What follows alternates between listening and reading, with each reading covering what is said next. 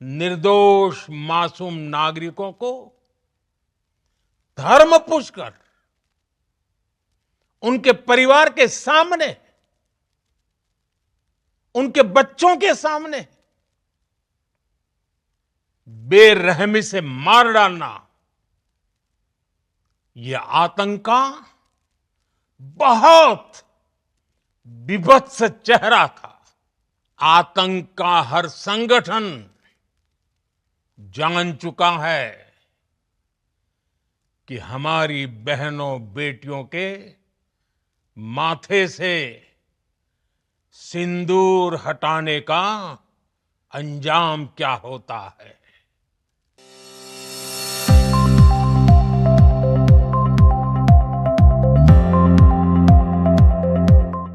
નમસ્કાર, હું છું વિક્રમ વકીલ અને તમે જોઈ રહ્યા છો હોટલાઇન ન્યૂઝ. ગઈકાલે વડાપ્રધાન નરેન્દ્ર મોદી 8 વાગે સંબોધન કરવાના હતા, એની જાણ અમને લગભગ 5-1 વાગે થઈ ગઈ. એટલે હોટલાઇનના જેટલા પ્રકાશનો હતા એ દરેકમાં અમે એને પબ્લિશ કર્યું. અમારું જે અમે નવું ઇવનિંગ ડેઇલી ચાલુ કર્યું છે એમાં અમારા આસિસ્ટન્ટે પૂછ્યું કે આપણે શું કરવું છે, 8 વાગ્યા સુધી 9 વાગ્યા સુધી રાહ જોવી છે કે આપણે છાપું રોજના સમય લેટ ઇવનિંગ કરે છે એટલે 7 વાગે માર્કેટમાં પ્રસારિત કરી દેવું છે. અમે વિચાર્યું કે બહુ મોડું થઈ જશે, કારણ કે કદાચ વડાપ્રધાનનું સંબોધન 1 કલાક ચાલુ, 9 વાગ્યા પછી એના એનાલિસિસ કરશું તો 11 વાગી જશે, એટલે એનો કોઈ અર્થ નહીં રહે. એટલે અમે અમારું હેડલાઇન બનાવી કે નરેન્દ્ર મોદી 8 વાગે દેશને સંબોધન કરવાના છે. હવે ભૂતકાળમાં બી જયારે નરેન્દ્રભાઈએ સંબોધન કર્યા છે ત્યારે થોડો વિવાદાસ્પદ થાય એક નોટબંધીનો નિર્ણય લીધો, પછી લોકડાઉનનો નિર્ણય લીધો, એટલે લોકોને જરાક કુતૂહલ અને ચિંતા જેવું પણ હતું કે શું કહેશે વડાપ્રધાન. હું તો કામ માટે બહાર ગયો હતો, એટલે રાત્રે 11 વાગે હું ઘરે આવ્યો અને ત્યાર પછી મેં સોશિયલ મીડિયામાં થોડું તપાસ્યું, ત્યારે ખબર પડી કે નરેન્દ્રભાઈનું સંબોધન તો ખૂબ વાયરલ થયું છે અને બહુ જ વખાણ આવ્યું છે. એટલે યુઝ્યુઅલ સસ્પેક્ટ્સને બાદ કરતા જે ટિપિકલ એન્ટી મોદી ગેંગ છે આખી, અને જેને હું લશ્કરે લિબરલ કહું છું, એમને સ્વાભાવિક છે એમને તે તો દૂધમાંથી પૂરા કાઢવાના. પરંતુ આંતરરાષ્ટ્રીય સ્તરે પણ અને નેશનલ લેવલે પણ જે વિચારકો છે એમને નરેન્દ્ર મોદીનું આ સંબોધન ખૂબ ગમ્યું છે. આ સંબોધન વિશે આજે આપણે થોડી એના વિશે ચર્ચા કરી છે. નરેન્દ્રભાઈએ જે કાલે કહ્યું, તો એ માટે ખૂબ જ જાણીતા પત્રકાર હિમાંશુ ભટ્ટ આપણી સાથે છે. હિમાંશુભાઈ, આપનું સ્વાગત છે. નમસ્કાર વિક્રમભાઈ. નમસ્કાર. દર્શકોને ખૂબ ખૂબ હિમાંશુભાઈ, નરેન્દ્ર મોદીએ કાલે જે સંબોધન કર્યું એ ખૂબ જ સ્ફોટક હતું અને બીજી રીતે કહીએ તો નિખાલસ હતું, અને કોઈ વડાપ્રધાન આટલી હિંમતથી નથી બોલ્યું. એમણે એકદમ જે દિલની વાત બધી સાફ સાફ કહી દીધી. એમણે એક વાત બહુ અગત્યની એ પણ કરી કે ભાઈ ન્યુક્લિયર બ્લેકમેલથી ભારત તાબે નથી થવાનું, અને આવી વાત ભાગ્યે જ કોઈ વડાપ્રધાન કરે આટલી હિંમતથી.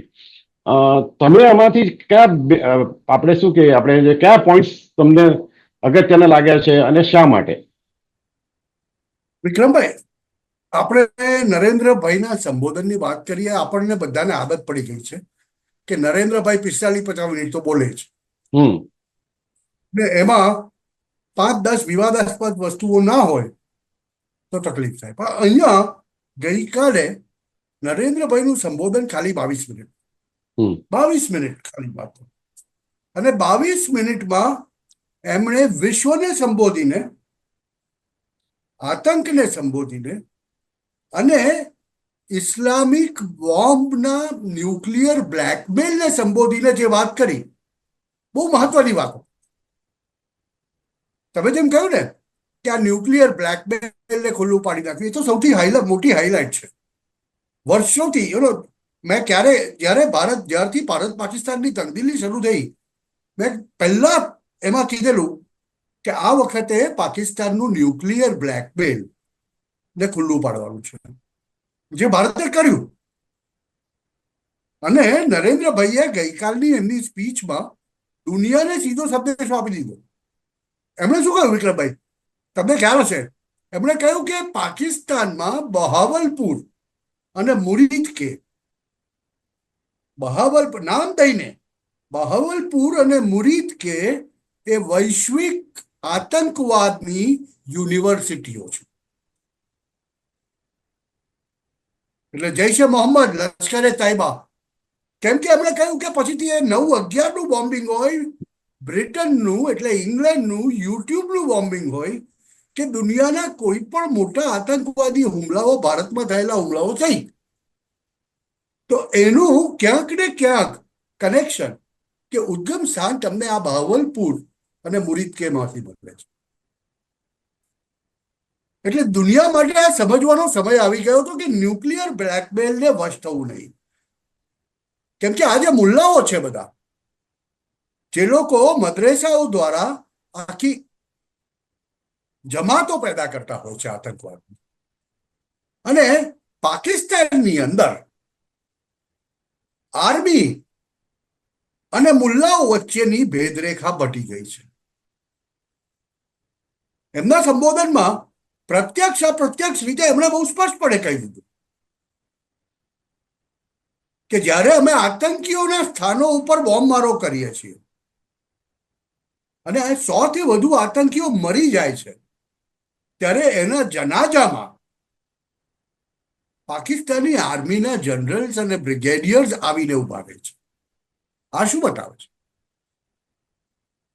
હવે આટલી ખુલ્લી વાત કોઈ વડાપ્રધાન કરે, આનો અર્થ એ કે એમણે જે કહ્યું તેમ કે અમારું ઓપરેશન સિંદૂર એ તો ઇમોશનલી કરાયેલું હતું, કે અમારી 27 બહેનો, માઓ, દીકરીઓના સિંદૂર ભૂસાઈ ગયા, એટલે એનો તો અમે બદલો લેવાના જ હતા. અને ભારતીય સેનાએ કમાલ કરી.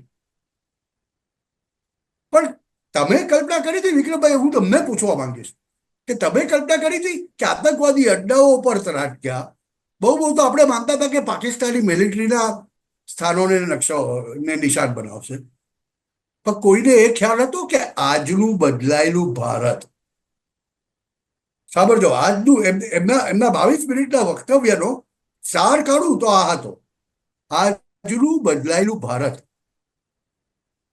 જે આ ન્યુક્લિયર બ્લેકમેલથી પાકિસ્તાન આતંકવાદને સતત પોષતું આવ્યું છે, વિશ્વમાં દાદાગીરી કરતું આવ્યું છે આતંકવાદથી, તેને અમે આજે બધાની સામે ઉજાગર કરીએ છીએ. અને અમે હવે આજ પછી એ થવા દઈશું નહીં. આ નવું ભારત છે, અને ભારતનું ન્યૂ નોર્મલ આ જ છે કે જ્યાં જ્યાં અમને ખબર પડશે કે આ પાકિસ્તાન પ્રેરિત આતંકવાદનો આ એ છે, ત્યાં અમે ન્યુક્લિયર પાવર અમે કોઈ ચિંતા નહીં કરીએ. અમે એમની પાછળ જઈશું અને દુનિયાના કોઈ પણ ખુલામાંથી શોધીને એમને મારીશું. આજની તારીખમાં જ્યારે આપણે આ સમીક્ષા કરી રહ્યા છીએ ને, ત્યારે 13મી તારીખે પાકિસ્તાનના કેટલાક વિસ્તારોમાં રેડિયેશનની ભયંકર અસરોને કારણે ગામો ખાલી કરાવવા પડી રહ્યા છે. એટલે ભારતે જે હવાઈ હુમલા કર્યા ને, એમણે તો સીધું કીધું, સ્વાભાવિક છે કે ન્યુક્લિયર એટેકનું કોઈ કે નહીં, કે આર્મી જનરલ્સ પણ નહીં બોલશે, પાકિસ્તાની જનરલ્સ પણ નહીં બોલશે. પણ આજે પરિસ્થિતિ જે છે તેના માટે આતંકવાદ જવાબદાર છે પાકિસ્તાનનો, એ વાત એમણે બહુ ખુલીને કહી દીધી. અને એમણે કહી દીધું કે હવે આ ન્યૂ નોર્મલ છે ભાઈ, સમજી જજો બરાબર કે તમે શું કે ચા કરશો, અને જ્યાં અમને ખબર પડી કે આના તાર પાકિસ્તાન સાથે જોડાયેલા છે, અમે ફટકારીશું. હવે આ પાકિસ્તાન માટે પણ છે અને ભારતના બીજા પાડોશીઓ માટે પણ છે, એટલે બાંગ્લાદેશ જેવા, અને ભારતની અંદર રહેલા કેટલાક નાના પાકિસ્તાનના જે લોકો છે ને, એ લોકોને પણ લાગુ છે. એટલે 22 મિનિટમાં આપણે તો બહુ બધું કહી દીધું. બીજી વાત આપણે ખાસ એ કહી, કેમ કે દુનિયાના બહુ બધા લોકો, એટલે ખાસ કરીને ભારતના બહુ બધા લોકો, ભાઈ આપણે શું કામ યુદ્ધ વિરામ સ્વીકારવો જોઈએ, એનું એમણે ખુલાસો કર્યો. બુદ્ધ પૂર્ણિમાના દિવસે એમણે યાદ કરાવ્યું કે આજે બુદ્ધ પૂર્ણિમા છે, અને એમણે કહ્યું કે પાકિસ્તાન પગે પડીને આવ્યું અમારી પાસે. પાકિસ્તાનના ડીજીએમઓએ ફોન કરીને કહ્યું કે બાપા હવે બંધ કરો, અને અમે ક્યારે યુદ્ધમાં માનતા નથી, પણ આનો અર્થ એ નથી, એમણે સ્પષ્ટ કર્યું કે અમે જરૂર પડશે અમારી શક્તિનો પ્રયોગ કરીશું. અમે પોણિયાની જેમ, ટૂંકમાં કહીએ તો પોણિયાની જેમ પહેલા જે રીતે બેસી રહેતા હતા તે અમે બેસી નહીં રહીએ. કેમ કે એમણે કહ્યું કે શાંતિનો માર્ગ પણ શક્તિથી આવે છે. આ સમજવાની જરૂર છે. એટલે કહેવામાં એમણે તો બહુ કહી દીધું. ડોનાલ્ડ ટ્રમ્પને પણ ડાબા હાથે એક તમાચો મારી દીધો. હા, કારણ કે તારા કહેવાથી બરાબર છે, કારણ કે આ તો પાકિસ્તાન રડતું આવ્યું. કેટલાક વિઘ્ન સંતોષીઓ અને અર્બન નક્સલ્સ છે, એ લોકો ડોનાલ્ડ ટ્રમ્પનું ઉપરાણું લઈને એમ કહે છે કે જો ડોનાલ્ડ ટ્રમ્પના કહેવાથી વેપાર કરવાથી મોદીએ આ કર્યું છે વેપાર માટે, પણ એ ડોનાલ્ડ ટ્રમ્પ જે લખે છે કહે છે બધું 100% સાચું છે, કઈ રીતે માની લેવાય? આપણા વડાપ્રધાન જયારે કહેતા હોય. સીધી વાત છે સાહેબ. મને કોઈ કહે ભારતીય નાગરિક તરીકે, તો એક ભારતીય નાગરિક તરીકે હું તો મારા વડાપ્રધાન જે કહે છે તે વાત જ માનીશ. એમણે જ્યારે રાષ્ટ્રજોગ સંબોધનમાં, જેને આખી દુનિયાએ સાંભળ્યું છે, એણે કહી દીધું તેમાં કે પાકિસ્તાન ઘૂંટણીએ પડીને, શું he is called the bluff. પેલી બાજુ પાકિસ્તાનના વડાપ્રધાન અમે જીતી ગયાની ખુશી મનાવતા હતા, અને ત્યાં દુનિયાએ નરેન્દ્ર મોદીનું ઉદબોધન સાંભળ્યું તો દુનિયાને ખબર પડી ગઈ કે થયું શું. એ પહેલા આપણા ડીજીએમઓએ પ્રેસ કોન્ફરન્સ કરીને દુનિયાને વિઝ્યુઅલ પ્રૂફ આપ્યા કે અમે ક્યાં ક્યાં માર્યા છે તે. એટલે કશું કહેવાનું રહ્યું નહોતું. એમણે તો બહુ સ્પષ્ટપણે કહી દીધું કે પાકિસ્તાન ઘૂંટણીએ પડીને આવ્યું, અને અમે આ વાત સ્વીકારી કે ભાઈ અમે બી સામેથી, અમે પહેલા મારશું નહીં. એમણે સામેથી મારશું નહીં એમ નથી કીધું. નરેન્દ્રભાઈએ કીધું અમે પહેલા મારશું નહીં. એટલે તમે કઈ અટકચાળો કરશો હવે એ અમે નક્કી કરીશું.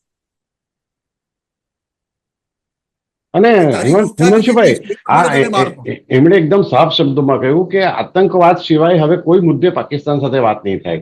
અને એમણે એકદમ ખુલ્લેઆમ અને 26/11 જે મુંબઈ પર આતંકવાદી હુમલો થયો હતો, અને એના કરતા મોટી ખુવારી થઈ હતી જે પહેલગામ કરતા, ત્યારેના વડાપ્રધાન મનમોહનસિંહ તો એક પણ શબ્દો નહોતા બોલ્યા. એના હુમલાના મહિનાઓની વર્ષો સુધી એમણે હુમલા બાબતે કઈ નહોતું કહ્યું, ખાલી વખોડવાની વાત કરી હતી, પરંતુ એમણે ખુલ્લે આમ પાકિસ્તાનને ચેલેન્જ નહોતું કર્યું, કોઈ એક્શન નહોતા લેવાયા પાકિસ્તાનના આતંકવાદી અડ્ડાઓ સામે. એટલે આ ઘણા લોકો બહુ આનંદ, મને પણ બહુ આ મોદીનું આ જે સંબોધન સાંભળીને બહુ જ મજા પડી ગઈ કે આટલી હિંમત આપણા વડાપ્રધાનમાં છે ખુલ્લેઆમ કહેવાની, પાકિસ્તાનને કે દુનિયાને સંભળાવવાની. એટલી હિંમત તો કોઈ વડાપ્રધાને બતાવી સંભળાવીને એમણે દુનિયા સામે કહ્યું કે વિક્રમભાઈ કે પહેલગામમાં ધર્મ પૂછીને નિર્દોષ ટુરિસ્ટને ગોળી મરાઈ છે. અમારી બહેનોના, માના, દીકરીઓના સિંદૂર ઉજાડાયા છે. એટલે તમે એમ નહીં માની દેતા કે એનું નામ ખાલી સિંદૂર આપી દીધું. મને તો એ સમજ પડે છે વિક્રમભાઈ કે ગઈકાલના વક્તવ્ય પછી નરેન્દ્રભાઈ મોદીની શાખ સાથે ભારતની શાખ અને ભારતની પ્રતિષ્ઠા ખૂબ બહુ જ વધી છે. આની પાછળનું કારણ એક એ છે કે એક તરફ આપણે જેને કહીએ કે સ્ટ્રોંગ પોલિટિકલ વિલ જોઈએ, અને રાજકીય નેતાગીરી એવી જોઈએ કે જે દુનિયામાં રાષ્ટ્રને ચલાવી શકે. એક તરફ 3.5-4 દિવસના કોન્ફ્લિક્ટની અંદર ભારતે તેનો યુદ્ધ ક્ષમતાનો પરિચય આપ્યો. મોટા ભાગની બધી, એમના સંબોધનમાં એમણે કહ્યું છે કે મોટા ભાગની બધી યુદ્ધ સામગ્રી મેડ ઇન ઇન્ડિયા હતી. એક આ S-400 અને ઇવન બ્રહ્મોસ કેટલીક જે રશિયન ટેકનોલોજીથી આવ્યું ને પછી ભારતમાં બન્યું, એવા જ ડ્રોન્સની ટેકનોલોજીની વાત કરીએ તો બેસિક ટેકનોલોજી ઇઝરાયલથી આવીને પછી મેડ ઇન ઇન્ડિયા બન્યા. તો એમણે એ પણ કહ્યું કે મેડ ઇન ઇન્ડિયા જે છે તેનો ડંકો વાગ્યો છે. હવે આના વૈશ્વિક અસરો તમે જુઓ તો ચાઇનીઝ હથિયારોનું માર્કેટ તૂટી જવાનું છે. કે પાકિસ્તાને જે વાપર્યું તે બધું ચાઇનીઝ હતું. એમની સિસ્ટમો બધી ચાઇનીઝ હતી. પ્લેન એમના JF-17 હોય કે પછી JH-10 હોય, એ બધા ચાઇનીઝ વિમાનો હતા. એમની હવાઈ રેડાર્સ બધા હતા ને ચાઇનીઝ હતા.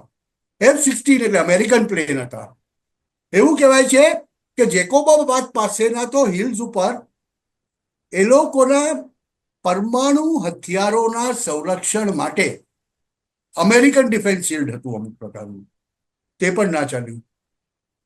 આનો અર્થ એ થયો કે એક તરફ ચાઇનાનું હથિયારોનું માર્કેટ તૂટી પડશે. અમેરિકા પણ આનાથી બહુ ખુશ નથી.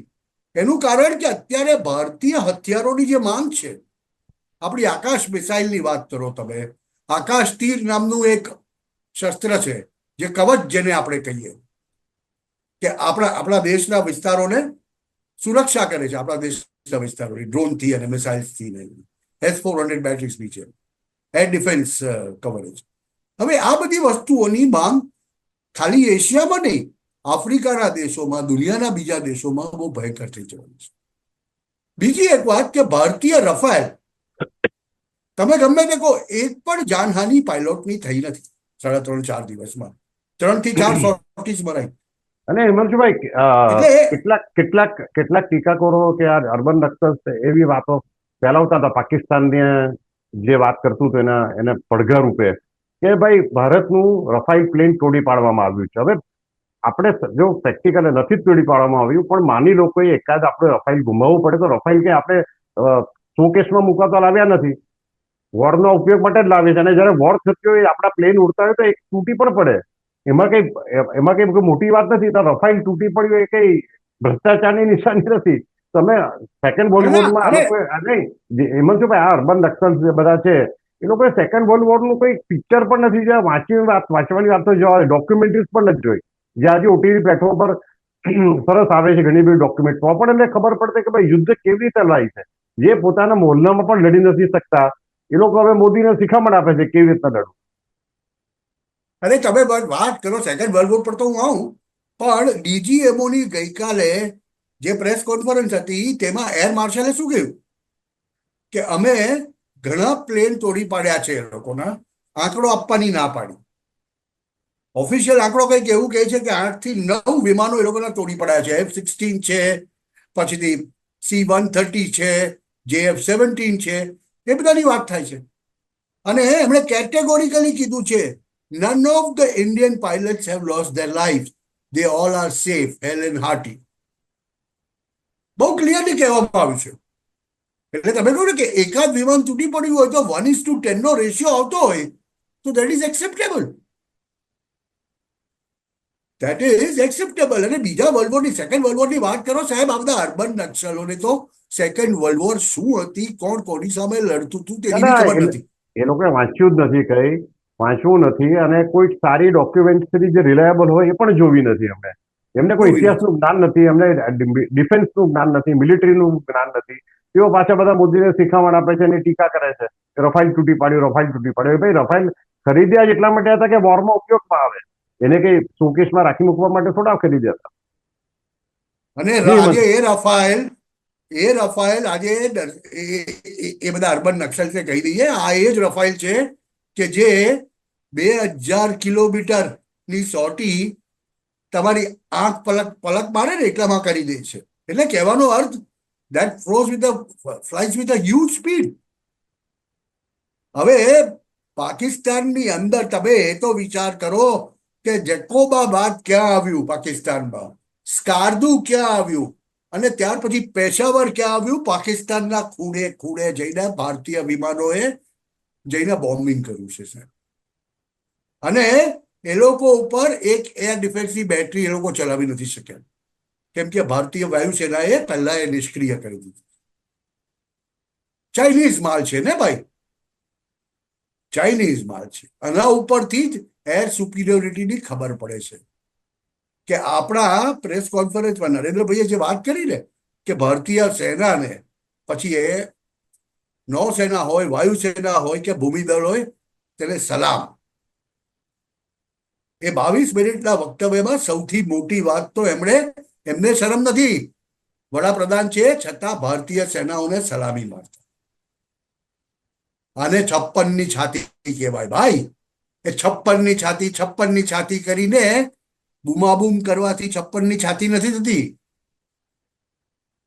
કોઈને ઉતારી પાડવાની કોશિશ કરવાથી 56ની છાતી નથી થતી. તમારે દુનિયા સમક્ષ પુરવાર કરવું પડતું હોય છે કે હું છું, અને એટલે 11 વર્ષમાં ભારત જ્યાં હતું તેનાથી બહુ જ આગળ છે. આજે દુનિયાના reset of new world order થયો છે આ 3.5-4 દિવસના કોન્ફ્લિક્ટથી. અમેરિકા બી હલી ગયું છે. એટલું કારણ એ છે કે જે વસ્તુ તમે એક વિચાર કરો કે ઇઝરાયલની સાઈઝ ખાલી હરિયાણા જેવડી છે આમ જો કમ્પેરિઝન કરીએ તો. એની સામે ભારત કેવડું મોટું છે. અને ભારતના એર ડિફેન્સે આપણી ખાલી વેસ્ટર્ન બોર્ડર લઈ લઈએ ને તો સાહેબ 3300 કિલોમીટરની છે. ખાલી વેસ્ટર્ન બોર્ડર એટલે ગુજરાતના ભુજ નલિયાથી શરૂ કરીને પેલી બાજુ ઉપર જમ્મુ કાશ્મીર સુધી. ક્યાં હરિયાણા નાનકડું અને ક્યાં જમ્મુ એન્ડ કાશ્મીર, પંજાબ, હરિયાણા, રાજસ્થાન અને ગુજરાત. આપણા એર ડિફેન્સ શિલ્ડે 6 લેયરમાં કામ કર્યું છે. જે ત્યાંનું પેલું આયર્ન ડોમ કરતા હતા ને, ઇઝરાયલીઓ દંગ રહી ગયા છે કે આટલી બધી સિન્ક્રનાઇઝ હિટિંગ કઈ રીતે કરી શકાય. કે તાત્કાલિક જેવા ડ્રોન્સ આવે, જુઓ વિક્રમભાઈ, બહુ બહુ ટેકનિકલ વસ્તુ છે. ડ્રોન્સ આવે, મિસાઇલ્સ આવે, એરક્રાફ્ટ આવે તો સમજી શકાય, પણ મિસાઇલ્સ અને ડ્રોન્સ આવે. ડ્રોન 2 પ્રકારના હોય. એક ઓબ્ઝર્વેટરી ડ્રોન્સ હોય, એટલે સ્પાઇંગ કરવા આવતા હોય, જાસૂસી કરવા, જેમાં હથિયારો ના હોય. બીજા હોય આર્મ ડ્રોન્સ. એ ડ્રોન્સને હવામાં ડિટેક્ટ કરે, ઉડે એવા ડિટેક્ટ કરે કે આ કયું ડ્રોન છે. ખાલી ઓબ્ઝર્વેટરી ડ્રોન છે, ફાઇન. આર્મ સાથેનું ડ્રોન છે, આમ. મિસાઇલ છે આ. પછી ભારતના 6 લેયર છે કે જે 1 થી 40 કિલોમીટર, 40 થી 150 કિલોમીટર, 150 થી 450 કિલોમીટર ના અંતરેથી એને એન્ગેજ કરીને, એટલે એને ઇન્ટરસેપ્ટ કરવા માટે પણ ભારત કયું હથિયાર વાપરશે તે ભારતના 6 પ્રકારના શિલ્ડમાંથી નક્કી થાય. અને એમાં પણ કેટલાક ડ્રોન એવા હોય કે જેની પ્રોજેક્ટાઇલની દિશા ઉપરથી આપણને ખબર પડી જાય કે એ ડ્રોન ખાલી જગ્યામાં પડવાનું છે, તો એને ઇન્ટરસેપ્ટ જ ના કરે, જવા દે. એટલે એની પાસે શક્તિ નથી. હવે આ જે સિન્ક્રનાઇઝેશન એ ભારતે કર્યું છે ને, એની મોદી સાહેબે વાત કરી છે. આપણે હવે નરેન્દ્ર મોદીના જે સંબોધનમાંથી ટેક અવે લેવા જેવા કેટલા પોઈન્ટ? 2 વસ્તુ તો પહેલી, ભારત હવે નવા નોર્મલની અંદર પાકિસ્તાન સાથે આતંકવાદ સિવાય અને POJK સિવાય કશાની વાત કરશે નહીં. એ સીધી વાત કરશે. બીજું, પાકિસ્તાનનું ન્યુક્લિયર બ્લફ હવે ક્યારેય ચાલશે નહીં. અમારી કાર્યવાહી અમે ધારીશું, અમે ઈચ્છીશું તે રીતે ચાલુ રાખશું. અને પાકિસ્તાન ઘૂંટણીએ પડ્યું, લિટરલી અમે એમ કીધું છે, પાકિસ્તાન ઘૂંટણીએ પડ્યું એટલે અમે આ સમજૂતી કરી. અમારે તો આમ પણ યુદ્ધ કરવું જ નહોતું. અમે યુદ્ધ કરવા માંગતા જ નથી. આના સિવાય એમણે ભારતની વધેલી સામર્થ્ય અને શક્તિનો પરિચય આપ્યો કે નવા ભારતમાં ન્યૂ નોર્મલ આ જ રહેશે. આતંક માટે કોઈ પણ સહન શક્તિ હવે નથી. અમને જ્યાં આતંક દેખાશે ત્યાં અમે મારીશું. અમને જે ઠીક લાગશે તે રીતે મારીશું. અને અત્યાર સુધી તમે આતંકવાદીઓને, હાફિઝ સઈદોને અને શહીદ અજમલોને બચાવવા માટે ન્યુક્લિયર બ્લફનો ઉપયોગ કરતા હતા, તે હવે અમે ચાલવા નહીં દઈએ. તમે ન્યુક્લિયર સત્તા હો તો શું થઈ ગયું? અમારામાં એટલી તાકાત છે કે તમારા ન્યુક્લિયર બોમ્બ તમારા જ દેશમાં તોડીએ. એટલે તમારા જ લોકો એવું સીધું કીધું નથી, પણ એમણે કહેવાનો મતલબ આ જ થયો. 2 વાક્ય કહી દીધા, ન્યુક્લિયર બ્લફ અમે ચલાવશું નહીં. That is the biggest takeaway as far as I am concern. બરાબર છે. અને ખાસ કરીને એમણે જે આપણા દેશના લોકોને એક શું કહેવાય કે એક હિંમત મળે કે એક હૂંફ મળે એ પ્રકારનું આખું સંબોધન હતું. એ લોકોમાં પેનિક ફેલાઈ જાય એવું નહોતો બોલ્યા કે લોકો ડરી જાય એવું પણ નહોતા બોલ્યા. લોકોનો જે ગુસ્સો હતો ને એને કાલે એમણે ઠારી નાખ્યો. એમણે જયારે હકીકતો કીધી ને કે અમે આ કર્યું છે અને એમનું ન્યુક્લિયર બ્લફ તોડી નાખ્યું છે, એનાથી લોકોને ખબર પડી ગઈ કે આજે ખબરો આવે છે સોશિયલ મીડિયા ઉપર કે 11 જગ્યાએ ભારતીય એરફોર્સે બોમ્બિંગ કર્યું છે અને તેમાંની 2 પાકિસ્તાનની ન્યુક્લિયર વેપન્સને સ્ટોર કરવાની સાઇટ છે સરગોદા અને જેકોબાબાદ પાસેની, તે વાતનું કન્ફર્મ થઈ ગયું. એમણે ઇનડાયરેક્ટલી એ વાતને કન્ફર્મ કરી દીધી. અને અત્યારે દેખાય છે કે અમેરિકન વિમાનો ત્યાં આગળ ફરી રહ્યા છે કે રેડિયેશન કેટલું લીક થઈ રહ્યું છે તે બાબતે એક ચેક કરવા માટે. અને ગામોના ગામો ખાલી થઈ રહ્યા છે. તો આ તો સૌથી મોટી સિદ્ધિ છે સાહેબ. હમણાં નહીં ખબર પડે આ વસ્તુની.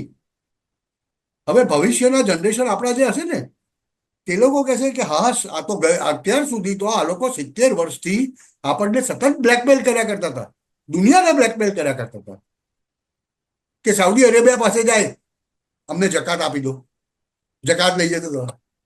સાઉદી અરેબિયાને ડરાવતા હતા, હમારે પાસ ઇસ્લામિક બમ હૈ, ત્યાં એવી વાત કરે. મને કહો તમે કે જે દિવસથી આ બોમ્બ થયું છે તે દિવસથી પાકિસ્તાનની અંદર આજે આખી બ્રિગેડ હતી ન્યુક્લિયર, અમારે પાસે એટમીએસ હશે, એટમીસ હશે, મોટા બંધ થઈ ગયા છે બધા. એકનો પણ અવાજ નથી સંભળાતો. એટલે આ બહુ જરૂરી હતું. અને એમને સાચા સમયે આવીને સંબોધન કર્યું. એમણે બહુ બિફોર ટાઈમ પણ ન કર્યું અને બહુ મોડું પણ નહીં થવા દીધું. કારણ કે જ્યારે આમ સીઝ ફાયરની વાત આવી ત્યાર પછી કદાચ એમના કેટલાક ટેકેદારો, જે ખરેખર ટેકેદાર નહીં હોય પણ એવા વેશમાં ટેકેદારો હતા, એમણે અંદર ખાને કે જાહેરમાં ટીકા કરવા માંડી કે આપણે શું કામ ટીકા કરી. ઘણા લોકો નાખુશ હતા. પણ સીઝ ફાયર આપણે સીઝ ફાયર કર્યું જ નથી. આપણે તે વખતે પણ કહ્યું હતું કે ભાઈ આપણું ઓપરેશન સિંદૂર તો ચાલુ જ રહેશે. આતંકવાદીઓ, આ ઓપરેશન સિંદૂર આતંકવાદીઓ સામે હતું, એટલે આપણે કઈ એમને ઘૂસીને સિવિલિયનોને મારવાના પણ નહોતા. એટલે નરેન્દ્ર મોદીના સંબોધન વિશે આજે હિમાંશુભાઈ તમે બહુ સરસ એનાલિસિસ કર્યું અને દર્શકોને પણ સાંભળવાની મજા આવી હશે એવી અપેક્ષા રાખીએ. થેન્ક યુ વેરી મચ હિમાંશુભાઈ. નમસ્કાર. આવા પ્રકારના વિડીયો તમને જોવા ગમતા હોય તો હોટલાઇન ન્યૂઝ ચેનલને લાઇક, શેર અને સબસ્ક્રાઇબ કરો.